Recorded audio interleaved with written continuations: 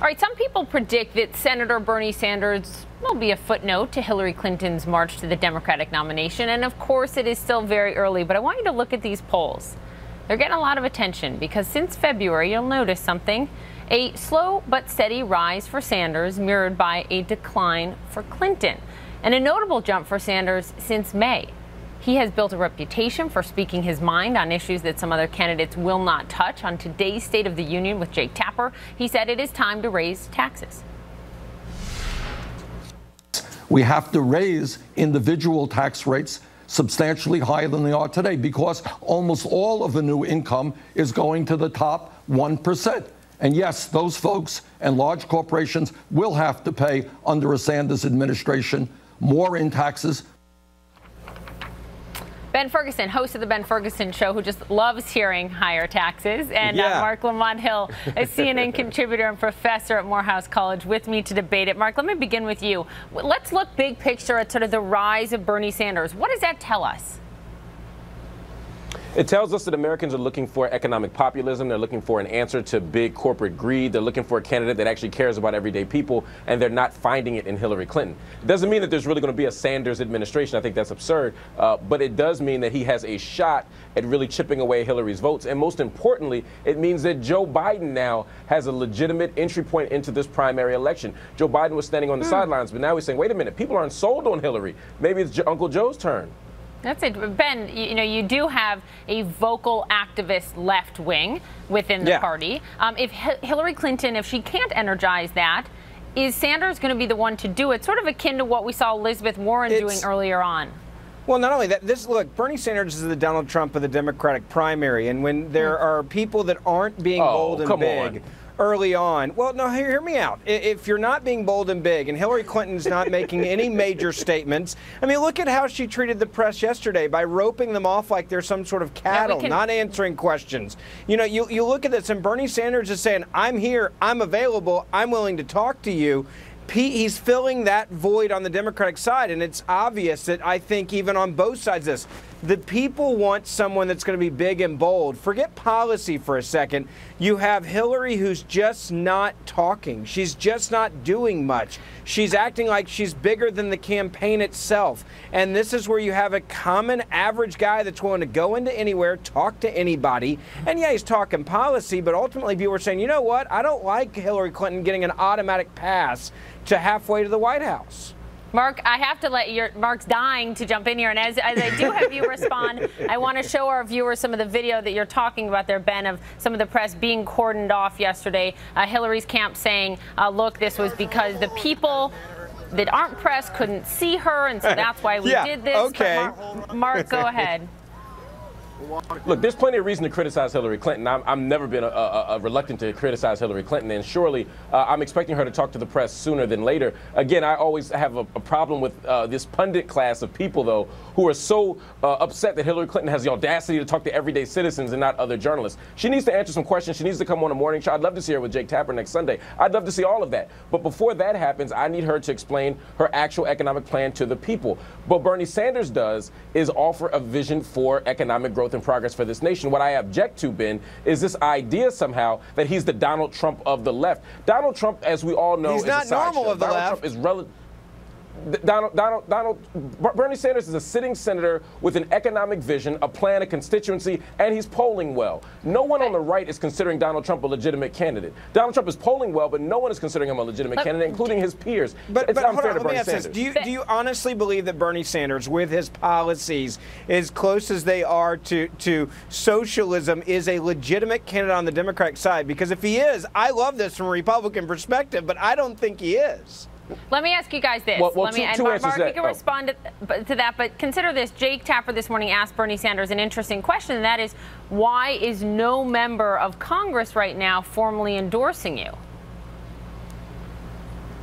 Well, Marc? again, I mean, I think first of all, Bernie Sanders is running from the fringe, and that's a legitimate concern. And Hillary Clinton is the candidate that everybody seems to think is the inevitable candidate. And so no one is really trying to go outside of that. No one wants to tick off the Clintons if she's the inevitable candidate. But what you're seeing around the country is local labor leaders are saying, hey, we like Bernie Sanders, even if our so-called bosses have already sort of sold out or given in to the Clinton thing. As far as Bernie Sanders' policies being socialist, I would question Ben if he understands completely what democratic socialism is.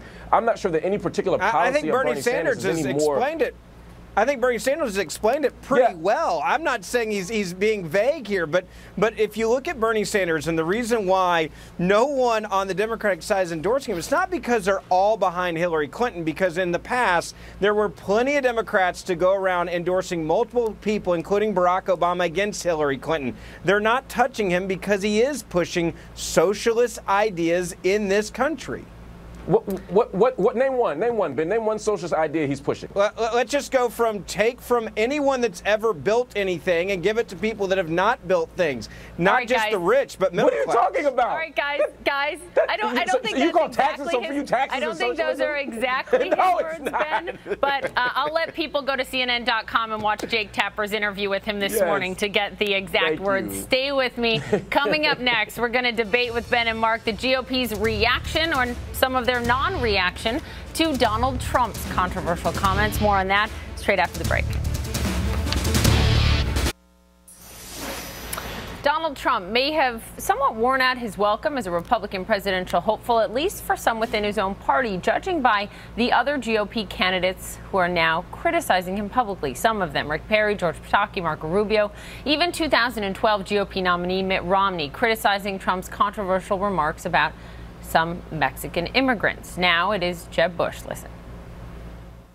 This is a guy who was a Democrat for most of the last decade. I don't think he represents the Republican Party, and his views are way out of the mainstream of what Republicans think. No one suggests that we shouldn't control our borders. I mean, everybody has a belief that we should control our borders, but to make these extraordinarily ugly kind of comments is not reflective of the Republican Party. Trump is wrong on this. CNN political commentators Ben Ferguson, Marc Lamont back with me. Ben, let me begin with you. One reason I think that we're hearing so much from his rivals now is that he's doing really well in some of these important polls, running second in Iowa and New Hampshire, the two states with the first contests in this Republican primary. Is Trump going to be more of a headache instead of sort of a sideshow that I think some predicted? He kept saying, by the way, in these interviews, look, my opponents take me seriously. They take me seriously when he was asked that. Frankly, a lot of the voters are taking him seriously looking at these numbers. Yeah, look, we're way far away from Election Day.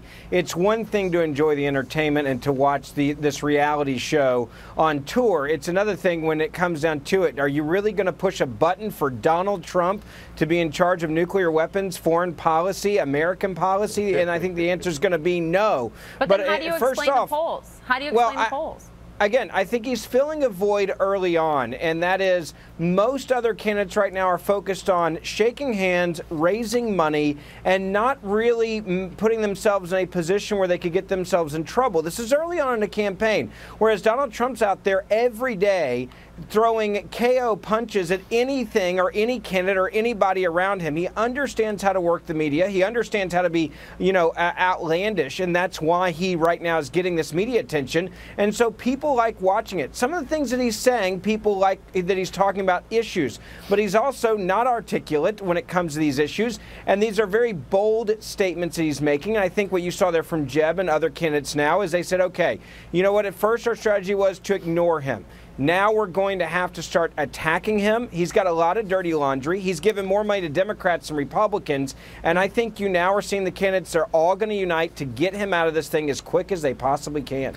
We do know that he has donated to Hillary Clinton's campaign before, obviously. Marc, let me ask you this, though. I wonder if you think potentially he could help his party with those comments on some immigrants by forcing them to speak more about immigration and how they're going to galvanize the Latino, the Hispanic vote. Could he help on that front? Because now they got to come out and talk about it and make their stance clear.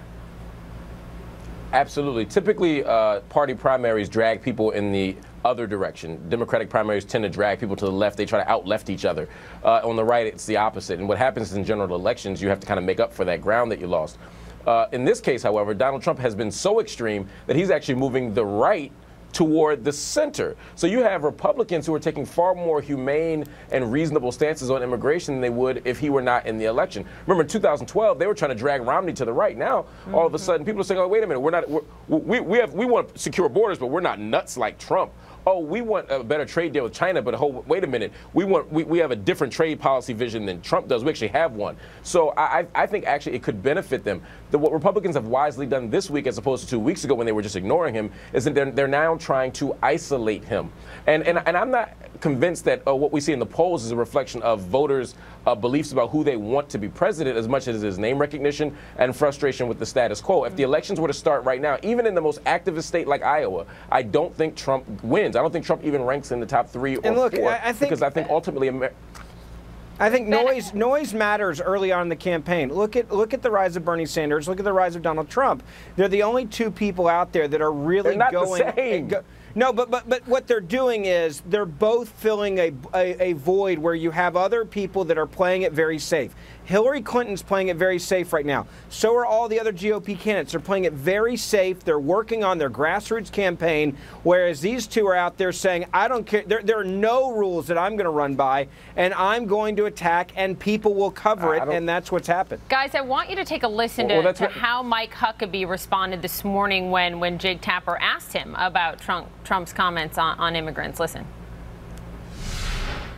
Honestly, Donald Trump needs no help from Mike Huckabee to get publicity. He's doing a really good job of that. So I think what I've been doing is focusing on what my own views of immigration happen to be, rather than weighing in on getting in this battle of are we with Trump or against Trump. Mark, is that going to fly with voters, or are they going to demand more of a denouncement of Trump's remarks? I don't think so. I mean, if this were a general election and Trump were running independent, spoiler alert, that's probably what he's going to do. It will be a different conversation. But I don't think the Republican base is going to be demanding that Mike Huckabee or Rick Santorum or whomever, Chris Christie, that they have to respond to Donald Trump, because Donald Trump isn't the centerpiece. If Hillary Clinton were doing this, or if Jeb Bush were doing this, there would be a different sort of response, because they're the sort of mainstream, mainline candidate. I don't think people ultimately are going to take Trump seriously enough to demand that kind of response. Well, what they must do at some point is address when big things come up. When he says something that's blatantly racist, they have to respond. When he says something that's false, they have to respond. They can't completely ignore him, but they can't make him the center of this show. If they do, they're going to not be going anywhere, and Hillary Clinton's going to be gaining ground, and Jeb Bush is going to be gaining ground, and a whole bunch of Republican candidates are going to be left behind. Ben, I wonder if, look, whether you are a believer in Trump or Bernie Sanders or neither or both, sure. However, don't you think it tells us something important about what the people want, and that now, perhaps more than ever, they're demanding something that they're not getting from sort of their mainstream politicians? I think if there's anything here to take away from this, and this is what I said to a couple campaigns I talked to this week, you got to pay attention not so much to what Donald Trump or Bernie Sanders is saying, but the fact that they are saying things in a blunt and bold way. And I think that is a takeaway. That the candidates the people are wanting someone that isn't so calculated, isn't so polished and maybe perfect, or isn't, focus grouping everything they say. They want someone who's willing to come out and be a real person. And I think that is a void that if other candidates are willing to do that and come out and just be real and honest and be an actual human being instead of being a robot, a political robot, the people on both sides, Republican and Democrat, are going to respond to it. And I think that's the takeaway from both of these. I think that's why, but look at Bernie Sanders. The guy is not scripted. He goes out there and just has a conversation. Yeah, but he has an actual plan, Ben. No, but you're missing my point. I'm talking about, it's a 3-point plan on foreign policy or a 5-point plan on Iran. They're coming out and having a conversation. I think most people in America want that real conversation instead of this calculated politician. Right. I understand your point. I completely comprehend it. I'm disagreeing with it. I'm getting the wrap. On that note, guys, thank you. Have a great week. Ben and Mark, as always. Coming up next, we return to Ecuador.